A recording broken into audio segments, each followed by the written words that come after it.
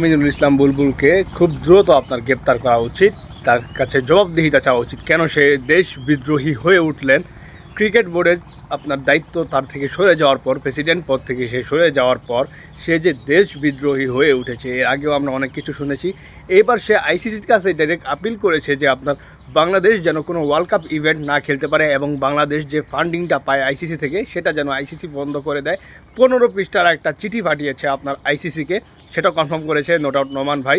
আমি স্ক্রিনে দিয়ে দেবো, আপনারা পড়ে নিয়েন।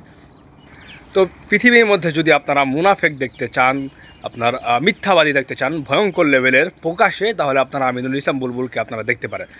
এই চিঠি পাঠানোর পর সে একটা ভিডিও বার্তায় বলেছে যে আমি কেন চাইবো বাংলাদেশের ফান্ডিং বন্ধ হয়ে যাক, বাংলাদেশ কেন আইসিসি ইভেন্ট না খেলুক।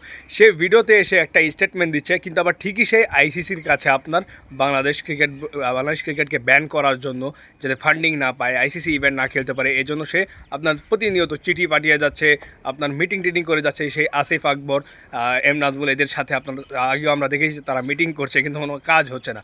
তো আপনারা হয়তো অনেকেই তাকে আপনারা সিনবাদি দিয়েছিলেন যে বিএনপি ক্ষমতায় আসার পর রাজনীতির প্রভাব খাটিয়ে আমিনুল ইসলাম বুলবুলকে সরিয়ে দেওয়া হয়েছে, এটা আপনারা অনেকেই মানতেন, অনেকেই বিশ্বাস করতেন। কিন্তু আজকে সেটা আবারও প্রমাণ হলো যে এই লোকটা কত বড় মিথ্যাবাদী মুনাফেক একটা লোক।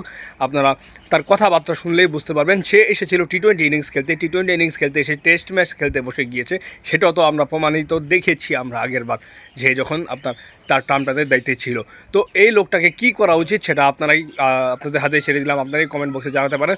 এই ক্রিকেট বোর্ড ভাঙার জন্য যে কিছুদিন পর পর সে বাইরে থেকে আপনার উস্কানিমূলক বক্তব্য দিচ্ছে, তার যে কর্মকাণ্ডগুলো এগুলো নিয়ে তাকে কী করা উচিত আপনারা কমেন্ট বক্সে জানিয়ে দিতে পারেন। আর এর মতো লোক যদি ক্রিকেটে থাকে তখন ক্রিকেটের কী অবস্থা হতে পারে এটাও আপনারাই বললেন, আপনাদের হাতে ছেড়ে দিলাম।